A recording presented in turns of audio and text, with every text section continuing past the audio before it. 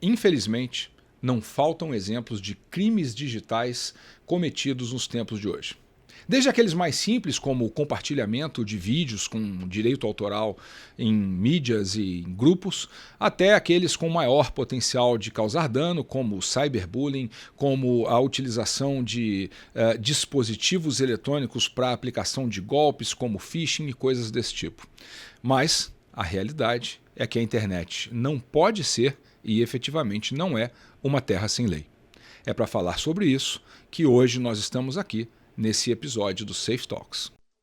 Safe Talks, o podcast feito por e para quem respira segurança da informação.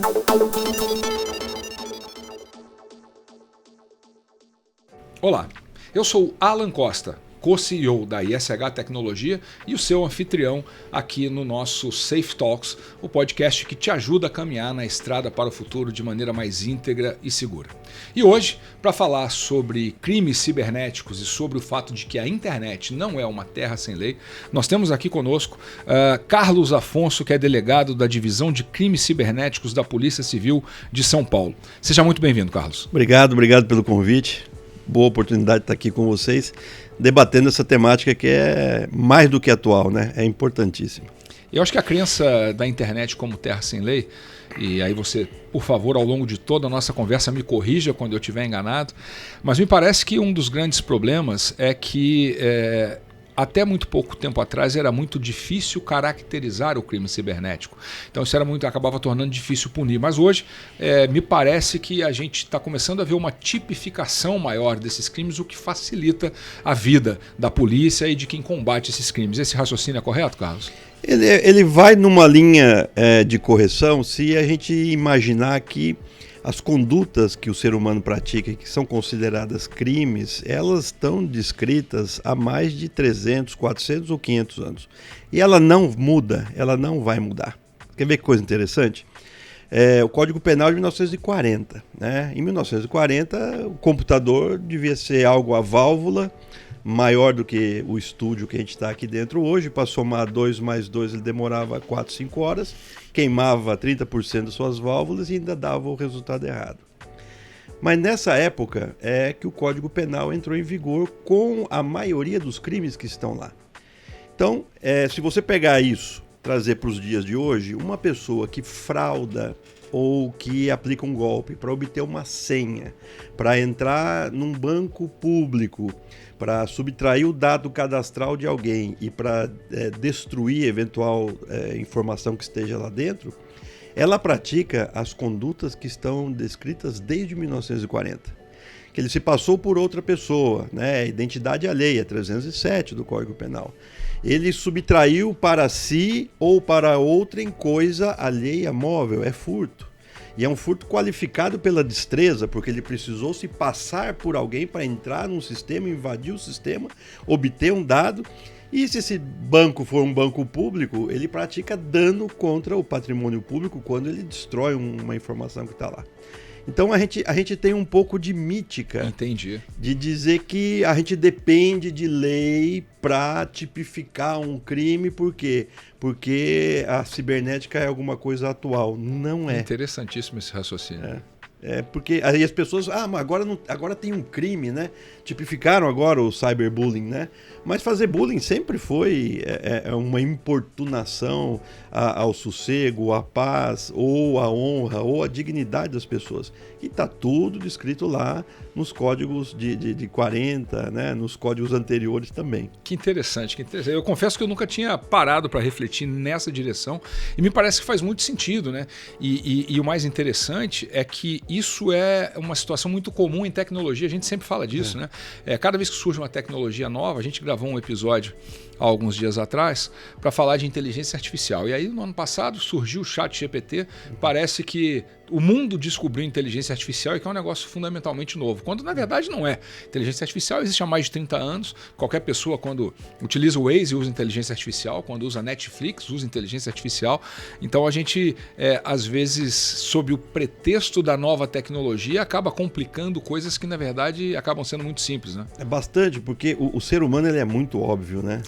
Você vê que a gente tem telefones celulares de última geração, mas você coloca o som da campainha dele daquele telefone de baquelite de 30, né? Então é muito cíclico. E quando você fala, estamos com uma tecnologia nova, geralmente ela é uma adaptação ou uma reinvenção de alguma coisa que ou deu certo lá atrás e nós estamos melhorando, ou que lá atrás não tinha dado certo porque perdeu o timing da história, né? O fax é um exemplo disso, né? Algo que foi não imaginado por ninguém e que deixou de ser utilizado assim que a gente entendeu o que era um PDF.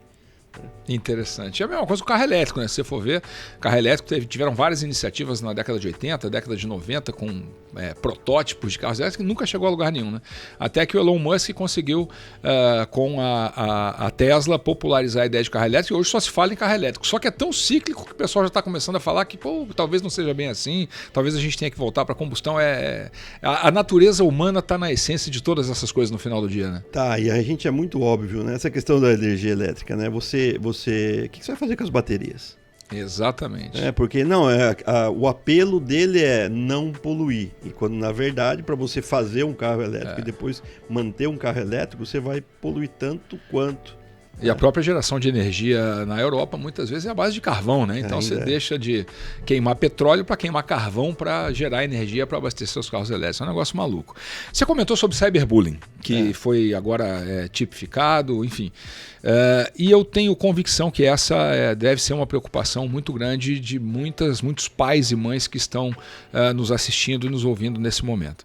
Então eu tenho duas perguntas em uma para você. Primeiro, o que um pai ou uma mãe que está nos assistindo pode fazer para minimizar a probabilidade de seus filhos serem alvo de cyberbullying, por exemplo?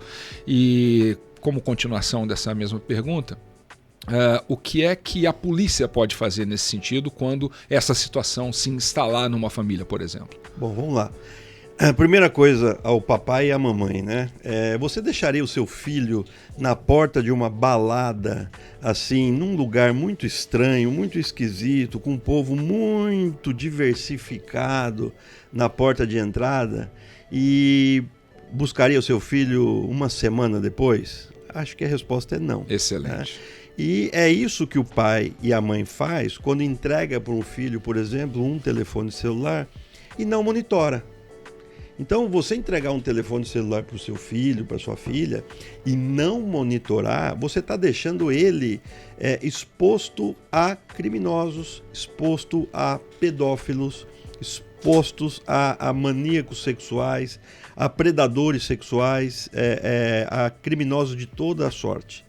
É isso que um pai e uma mãe fazem quando entregam um telefone celular e não monitora. E monitorar é monitorar, ou seja, tem várias aplicações aí hoje que você instala no telefone do seu filho e que uma vez por dia ele te dá um relatório. Olha, esse aqui foram os e-mails que ele recebeu, esse aqui foram as fotos que ele recebeu, as fotos que ele mandou, esse aqui os textos do chat e etc e tal.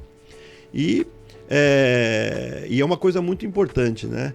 Olha, mas isso não viola a intimidade do filho ou da filha? Resposta, não. Por quê? Porque até os 18 anos de idade o pai é responsável. Perfeito. Né? A gente sempre imagina e sempre olha para o lado do pai, que é o pai de um menino ou de uma menina que está sofrendo bullying. Mas ele pode ser pai ou mãe do bulinador, daquele que está praticando o bullying. E o que acontece hoje é o seguinte, as operações que a gente tem feito na Cyber, na divisão de crimes cibernéticos, que vão buscar esses adolescentes que estão praticando bullying, que estão praticando terrorismo, né? Essa questão de ataques nas escolas, por exemplo, os pais são corresponsáveis. Patrimonialmente, a primeira coisa que a gente faz na Cyber é bloquear os bens dos pais. Vamos sair bloqueando tudo. Por quê? Porque se o filho ia praticar um atentado numa escola, se ele ia praticar um crime ou se ele está praticando um bullying no coleguinha, o coleguinha vai ter direito a uma indenização. Então a primeira coisa que a polícia faz hoje em dia é isso. Dá um freeze no patrimônio dos responsáveis, ou criminais, ou civis, ou administrativos, e aí prossegue para a seara criminal. Então, entendi. O que os pais podem fazer? Monitorar. Sempre. A segunda pergunta já me passou aqui. O que esses pais que eventualmente forem vítimas de golpes como esse com seus filhos, de processos como esse, como é que eles podem recorrer à ajuda? Isso é uma coisa muito peculiar, por quê? Porque a criança, né, o ser humano até os 12 anos e o adolescente dos 12 até os 18, muitas das vezes são enganados. Então, ele entra naquelas conversas, naqueles grupos de discussão com os chamados desafios, né? A coisa começa muito inocente, é o desafio da canela, tem que colocar uma colher de canela na boca, ver quanto tempo aguenta. E a partir daí... Isso vai escalando, né? Isso vai sendo escalado. Os nossos dados estão vazados. Portanto, e isso a criança e o adolescente não tem ideia, que os dados do pai e da mãe estão vazados. E aí o cidadão do lado de lá, o criminoso, ele chega para um menino e fala assim, olha, o teu endereço é esse, o endereço do seu pai é esse, teu pai faz isso, tal. Se você não me mandar um nude agora, eu vou destruir a vida do seu pai e da sua mãe. A criança fica com medo e manda. Então, conversar sempre com os filhos, ter os seus filhos como filhos, é muito importante para evitar que eles sofram isso. E a gente fala filho como filho, por quê? Porque nós estamos vivendo um momento ímpar no planeta, né? A gente tem aqui baby boomers, né? Geração X, Y e Z, e tudo convivendo no mesmo espaço, e cada um com uma forma de ver o planeta, de ver o mundo, a sociedade e essas coisas todas. Mas isso não muda a geração que você é, não muda de acordo com a lei. A lei é a mesma, né? É o que eu falei, o Código Penal é de 1940, teve as suas atualizações, mas a conduta é sempre a mesma. E você fazer o que é certo e o que é errado e monitorar o teu filho, sendo pai, é o importante. Por quê? Porque hoje alguns pais e algumas mães se sentem amigos dos filhos, né? Não que a gente não deva amar os nossos filhos, né? Mas se você olhar as gerações passadas, né? Você não via tantas demonstrações de amor dos pais para com os filhos, mas você via atitudes dos pais que corrigiam os filhos, levavam o filho na escola, exigiam a nota. Até porque tudo isso são atos de amor no final do dia. Mas é só o que é. É só o que é, porque você ficar preocupado e você começar a colocar em dúvida se o seu filho ama mais o papai ou a mamãe, o pai e a mãe estão com problema. Porque eles estão já estolaram, né, na linguagem da aviação, né? Já foram além do que eles poderiam ter ido. Pera, ser pai, ser mãe, não é isso. Eu não quero ser amigo do meu filho, eu quero criar um indivíduo com autonomia para, preferencialmente, ele continuar a minha linhagem, é uma linhagem positiva, né? Perfeito. Então, pai tem que ser pai, mãe tem que ser mãe. Aí você veja que coisa curiosa, né, Carlos? Porque, pessoalmente falando, né, eu enxergo isso com muita clareza, né? Esse conflito geracional, né? E eu também enxergo com muita clareza que, no final do dia, tudo retorna às origens. A gente faz vários episódios aqui sobre vários temas, sobre inteligência artificial, sobre novas tecnologias de cibersegurança.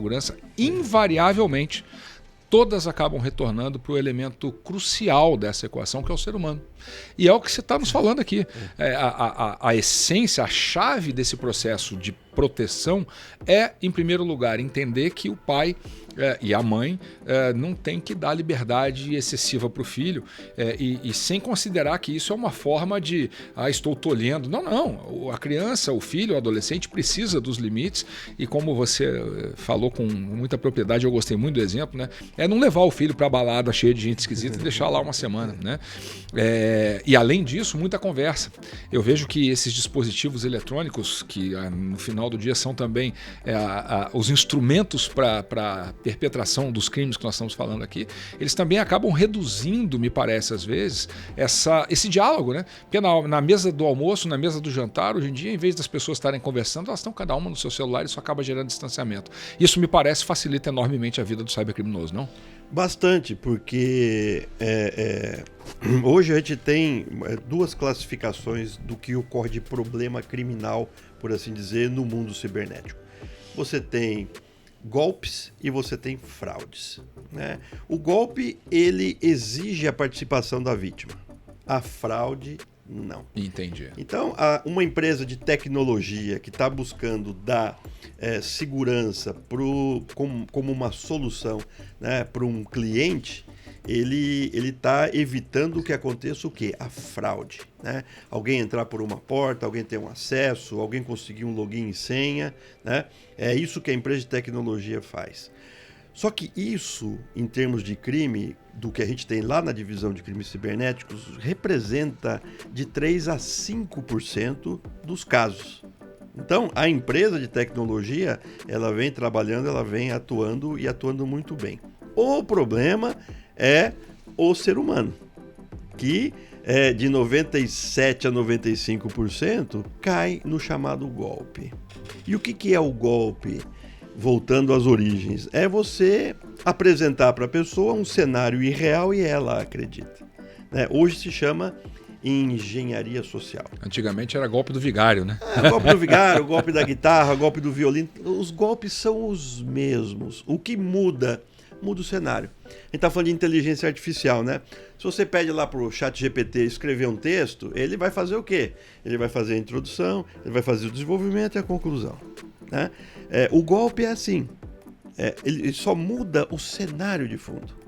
Antigamente, o criminoso tocava a campainha da pessoa, falava, tudo bem, o senhor é dona fulana, eu sou lá do Silvio Santos, né? O Silvio Santos está com um problema no imposto de renda, ele não tem mais o que fazer com o dinheiro, então ele escolheu alguns clientes do carnê e ele trouxe aqui para a senhora, aqui, 300 mil reais, a senhora só precisa pagar 5 mil de taxa, isso aqui vai ser depositado para a senhora. É a mesma história, é a mesma conversa que o cara chega hoje para uma pessoa e fala assim, investimento em cripto. 170% ao mês. Garanto isso. Não existe. Não. Nem cocaína, se fosse legalizada, daria essa lucratividade num espaço de tempo tão curto. E aí o ser humano faz o quê? Ele cresce. E isso aí é uma questão da psicologia, não é uma questão da sociologia. Por quê? Porque qual é o ápice da felicidade humana? É quando você consegue ser admirado. E como é que você é admirado hoje em dia?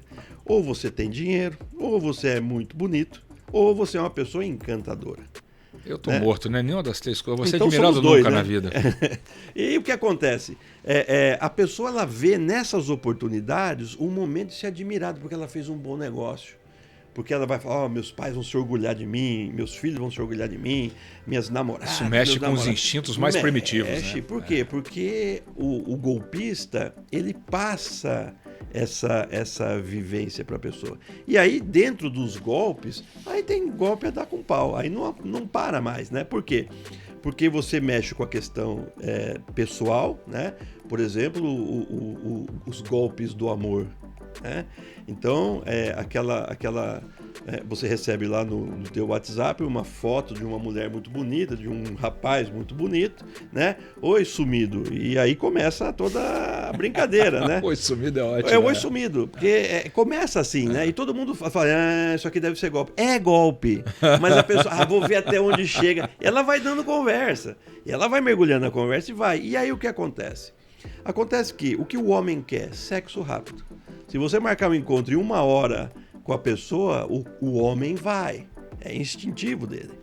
E as mulheres que caem nos golpes, elas querem o quê? Elas querem o romance. A história, o envolvimento. O contexto. Tanto que os golpes que aparecem lá na Cyber são dos famosos hollywoodianos, né?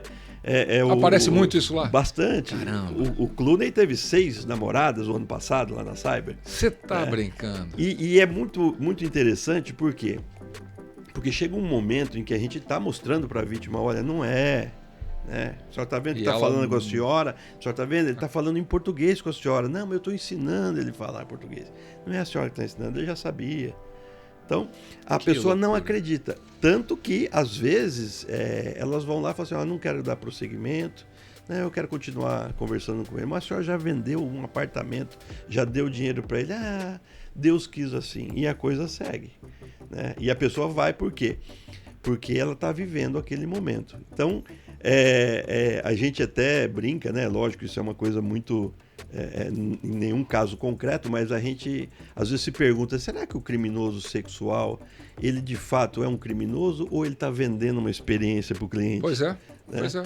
Me ocorreu a mesma coisa quando você falava. Quando você vai lá para os parques da Disney, né? Você quer entrar naquele elevador que despenca, você não quer morrer.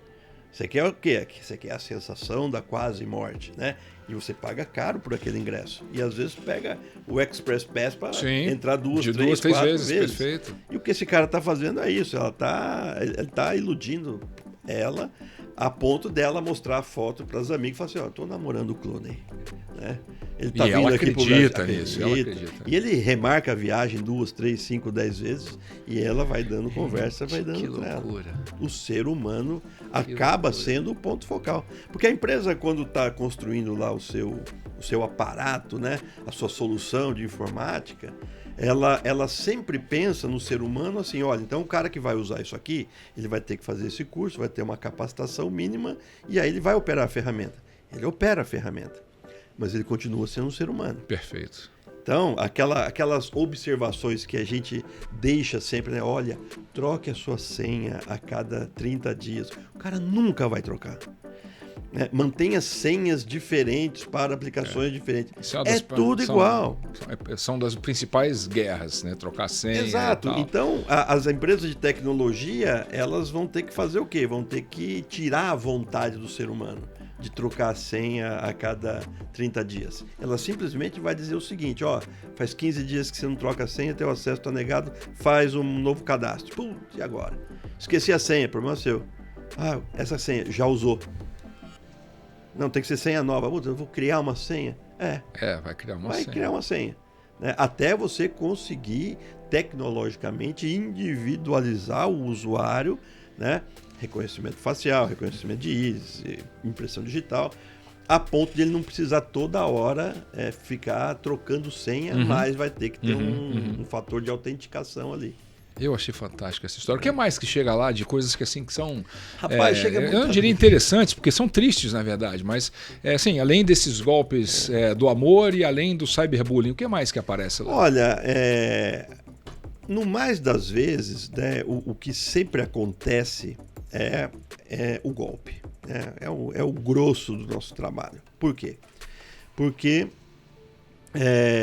o golpe ele é muito facilmente previsível, muito facilmente evitável, mas o ser humano gosta de viver no limite. Por que a gente fala que é previsível e é evitável? Você tem 3 nãos, que a gente fala os 3 nãos da prevenção, que se você aplicar, você não vai cair em golpe. É muito difícil você cair em golpe. O primeiro não é não atender a número que você não tenha previamente cadastrado.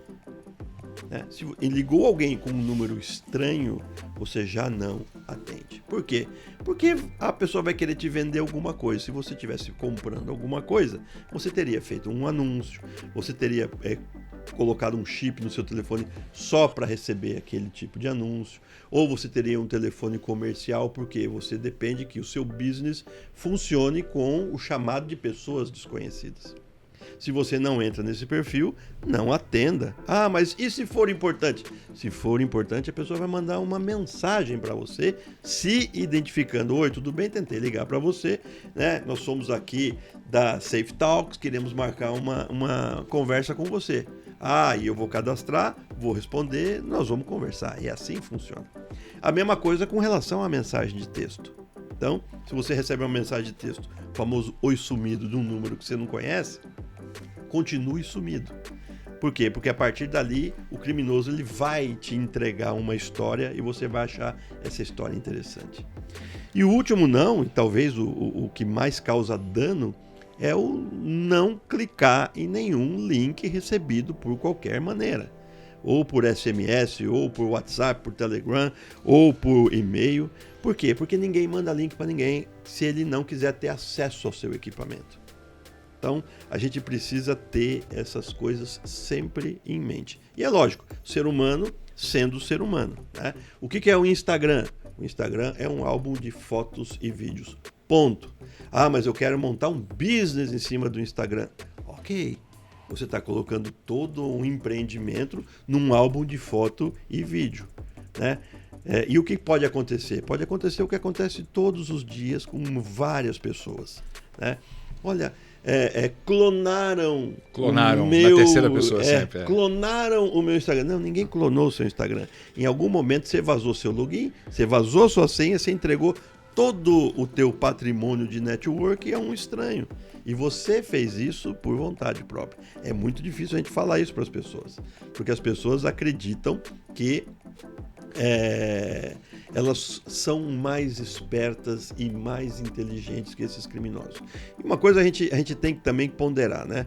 O criminoso, ele tem uma expertise, ele tem uma inteligência. Ele é um profissional nisso, né? Ele mas até a página 2. Porque o contexto da história é sempre o mesmo, Ele está num scriptzinho ali, sempre o mesmo, ele está fazendo sempre as mesmas coisas, e chega um momento em que se eventualmente ele encontrar uma inteligência natural, não uma inteligência artificial, né, maior do que a dele, ele já não tem mais argumento.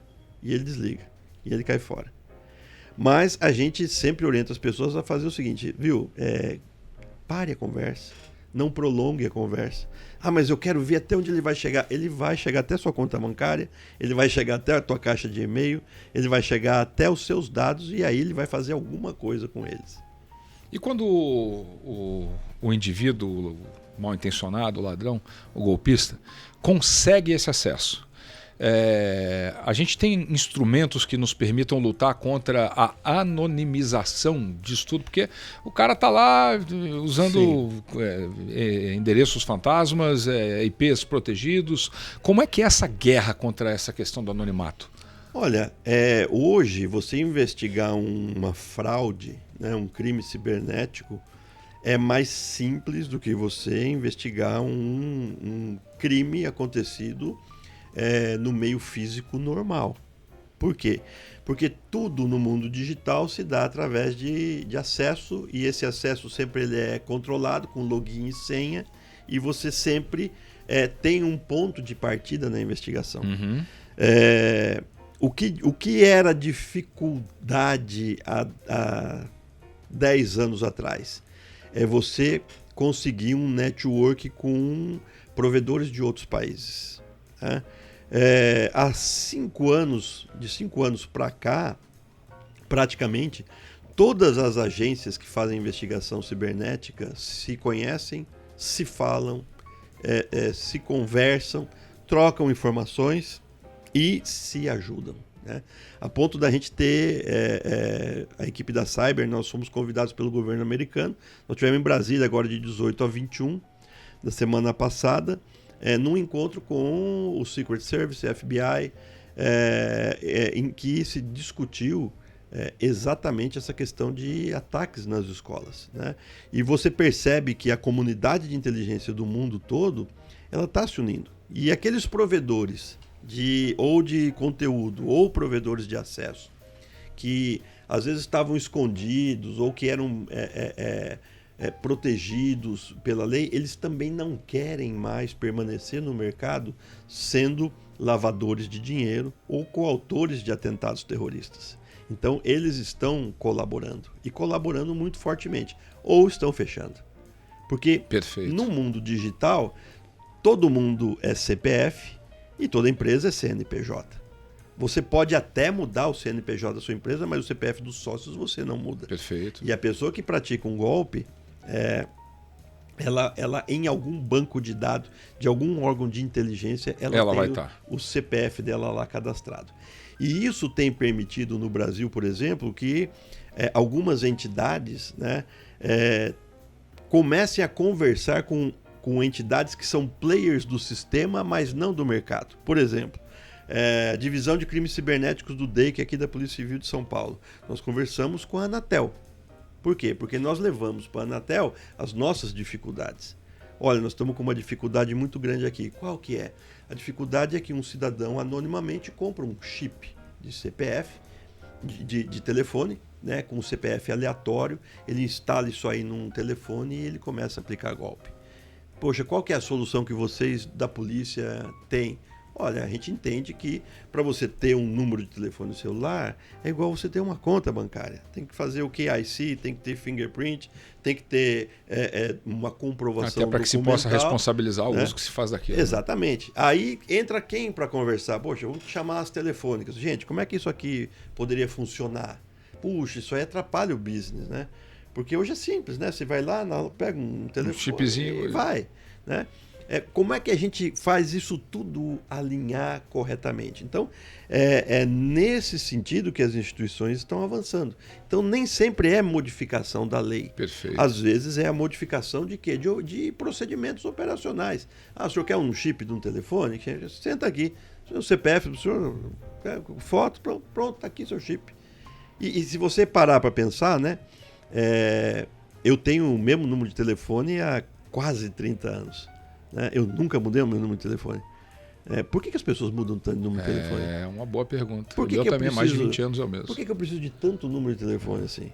Então, esse é uma grande questão que a gente precisa colocar até na nossa prática do dia a dia. Sem dúvida, sem dúvida. Porque a pessoa imagina, às vezes, poxa, eu tô muito ruim no mercado, eu vou mudar. Eu vou começar a mudar meu telefone, eu não quero mais aqueles contatos que eu tinha.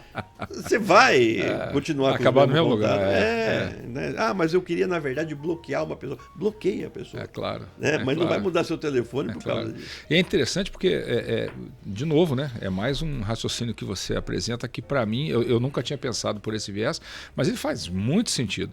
Porque você não pode ter uma arma sem passar por uma série de critérios para ter essa arma, porque essa arma pode ser usada de maneira equivocada. O telefone celular hoje é uma arma na mão dos bandidos. Sim, e mais rentável do que uma sem arma dúvida, de fogo. Sem dúvida, sem dúvida. Olha a conta, né? Olha a conta que a gente faz lá na Cyber. Um cidadão para conseguir R$2.000 no crime, o que ele tem que fazer? Ele tem que ter uma arma. Ele não vai comprar uma arma, ele vai alugar essa arma. Ele tem que ter um parceiro com moto. Né? Ele não vai alugar, né? Ele vai fazer o quê? Ele vai achar um parceiro, né? Que vai estar com ele numa motocicleta com uma arma de fogo alugada, para ele chegar num farol, tentar um telefone, tentar um dinheiro na carteira, que no final do dia, se ele não for pego, se ele não se acidentar, se ele não tomar o tiro de um policial que está esperto na rua olhando isso aí acontecer, ou se ele não for pego pela polícia, o que é muito difícil, ele vai ter levado para casa R$300, R$400. Porque se ele pegou 1.000, ele vai ter que pagar o aluguel da arma, vai dar para o parceiro, gasolina da moto, etc, etc, etc. No crime cibernético, não. Ele pega um mailing, ele pega lá 5.000 e-mails, ele pega lá 5.000 números de telefone e ele vai disparando mensagem. Se uma pessoa cair, ele ganha 4, 5.000. Né? E é aí que a pessoa, é aí que a vítima... Ele faz isso da poltrona da casa dele com uma conexão. Pois é, e é aí que a vítima precisa ter dó do dinheiro dela. As pessoas precisam entender que dinheiro não aceita desaforo. Né? Seu aniversário, parabéns, nós estamos mandando entregar um bolo para você. Ninguém manda bolo para ninguém. Ninguém dá presente do nada. Promoção, iPhone é R$1.000. Ninguém vende iPhone olha, R$1.000. Agora as americanas estão quebrando, estão vendendo iPhone. Não tá. Porque se uma empresa está quebrando e ela tem 8.000 telefones, ela vai dar esse telefone em garantia. Ela não vai vender para arrumar dinheiro. Então, as pessoas têm que, sabe aquele momento de respirar e falar assim, peraí, essa história não está batendo, não faz sentido. Né? E aí vem todo o cabedal de gerações, vem todo o cabedal de estamentos sociais. Às vezes a gente recebe lá empresários na Cyber. O cara chega lá e fala, eu vim aqui porque eu caí num golpe. O que aconteceu? Olha, investiu em cripto. O cidadão esteve aqui no meu escritório, assinamos um contrato em que ele prometeu 150% de lucratividade ao ano. O senhor está o contrato aí? Tô. Vamos ler. Não, tá aqui, pode ler. Aí você vai assim, olha, tá escrito aqui, ó, ele vai buscar 150%. Não quer dizer que ele vai entregar. O senhor assinou um contrato de e-mail. Não. Então, é impossível. Mudou o contrato. Não, essa assinatura não é o senhor. Não, assinei sem ler. Poxa, você é um empresário. Impressionante. E aí você vê que o cara botou quanto na conta do ladrão? Botou 2 milhões. Impressionante. Botou 3 milhões. É muito dinheiro. Né? E aí você vai fazer o quê? Aí você bloqueia, você instaura inquérito, o criminoso aparece. Olha, o contrato está claro. Inclusive está obedecendo o Código de Defesa do Consumidor, está em letras garrafais. Né? Eu prometi um contrato de e-mail. Né? E então as pessoas precisam ter dó do dinheiro. Elas têm que entender isso. A maioria dos trabalhadores, né, a não ser o empresário, aquele que empreende, a maioria das pessoas tem uma entrada de dinheiro no mês. É o salário, ou a aposentadoria, ou a pensão. Né? Ela não tem 30 entradas. Então, aquele dinheiro que você recebe, que é fruto do seu trabalho, que demorou para vir, ele precisa ser olhado com muito carinho. Senão, ele vai para a mão do criminoso. Fantástico. Mídia social. Eu também tenho uma preocupação muito grande com isso e procuro, na medida do possível, conscientizar os amigos, as pessoas próximas, de que você falou em engenharia social. As mídias sociais facilitam enormemente a vida do bandido a conseguir dados sobre você para que ele use contra você mesmo. Então a gente sempre orienta, cuidado com mídia social, cuidado com o que você publica, cuidado com o que você expõe. O pessoal fica pondo foto de filho, escola onde o filho estuda, etc. e tal.